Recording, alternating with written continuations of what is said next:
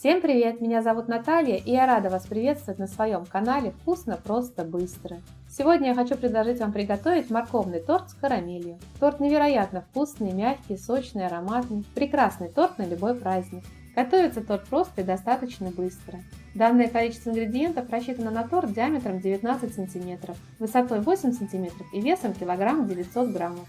Давайте приготовим. Натрем на мелкой терке или измельчим в блендере 200 граммов моркови. 200 граммов – это примерно 2 моркови средней величины. На мелкой терке снимем цедру с одного апельсина. Снимаем только верхний оранжевый слой кожуры.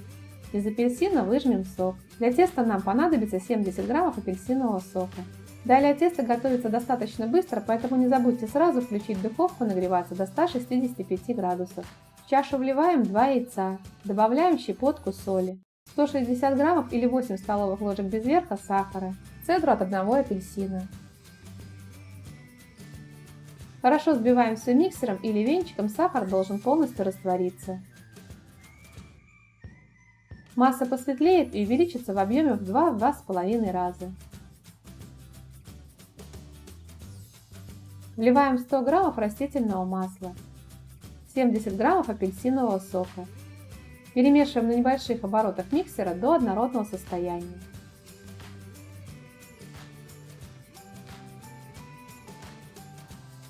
Просеивая, добавляем 200 граммов или 10 столовых ложек без верха пшеничной муки, 10 граммов или 2 чайные ложки разрыхлителя для теста, 2 грамма или 3/4 чайной ложки корицы, щепотку мускатного ореха. Перемешиваем на небольших оборотах миксера до однородного состояния, долго перемешивать не надо.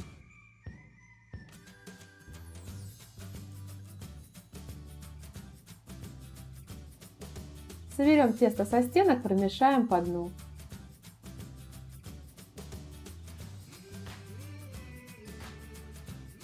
Добавляем 70 граммов обжаренного измельченного арахиса и 200 граммов измельченной моркови. Перемешиваем все вместе до однородного состояния. По желанию арахис в данном рецепте можно заменить лесными или грецкими орехами, по вашему вкусу. Тесто получается не густое, но такое должно быть.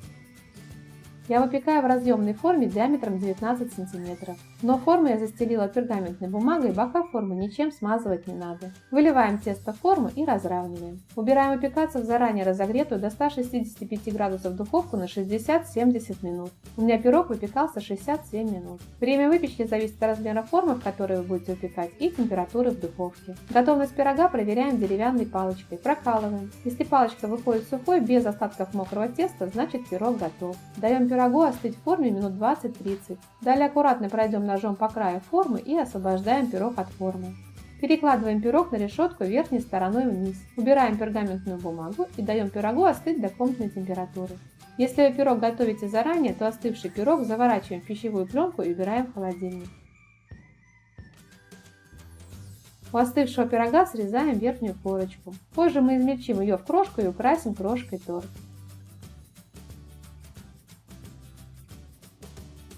Пирог разрезаем на 3 коржа.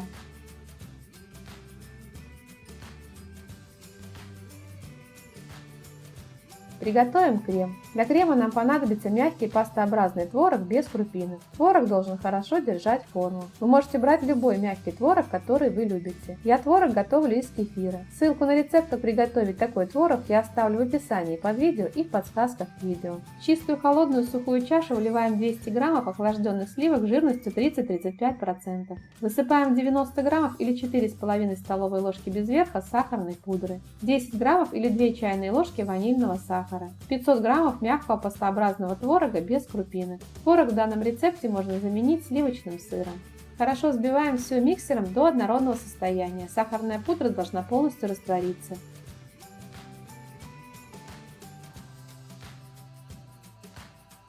Готовый крем увеличится в объеме примерно в 2 раза. Крем получается нежным, воздушным и при этом отлично держит форму.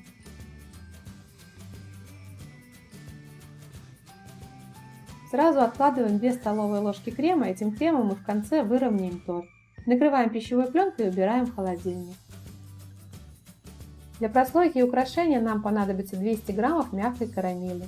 Вы можете использовать покупную карамель или приготовить карамель сами. Ссылку на рецепт, как самим приготовить карамель, я оставлю в описании под видео и в подсказках к видео. Также для прослойки измельчим 70 граммов обжаренного арахиса. Арахис можно заменить на лесные или грецкие орехи по вашему вкусу. Выкладываем первый корж на тарелку. Устанавливаем разъемное кольцо и ацетатную пленку. Если ацетатной пленки нет, то ее можно заменить полосками, вырезанными из мешка для запекания или из пергаментной бумаги. Делим визуально крем на 3 части и покрываем первый корж 1/3 частью крема.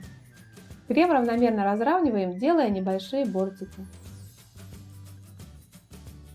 Крем посыпаем измельченным арахисом. На один слой я использую 35 граммов арахиса. Арахис покрываем сеточкой из карамели. На один слой я использую 70 граммов карамели.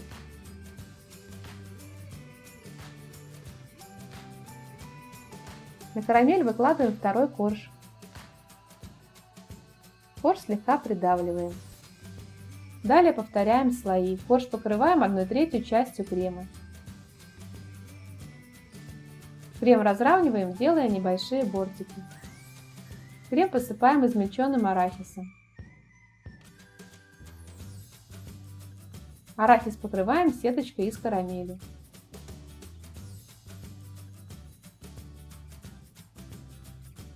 На карамель выкладываем третий корж. Корж слегка придавливаем. Покрываем оставшимся кремом, крем разравниваем.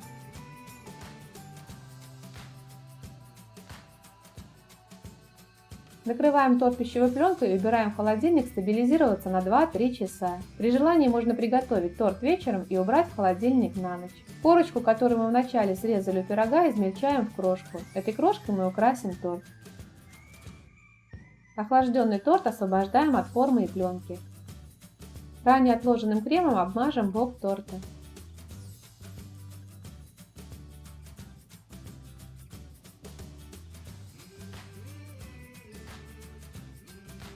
Если крем останется, его равномерно распределим по верху торта. Посыпаем крошкой верхний край торта.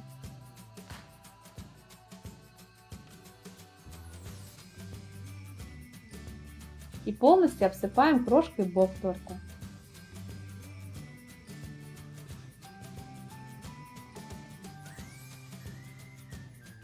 Сверху крем покрываем карамелью.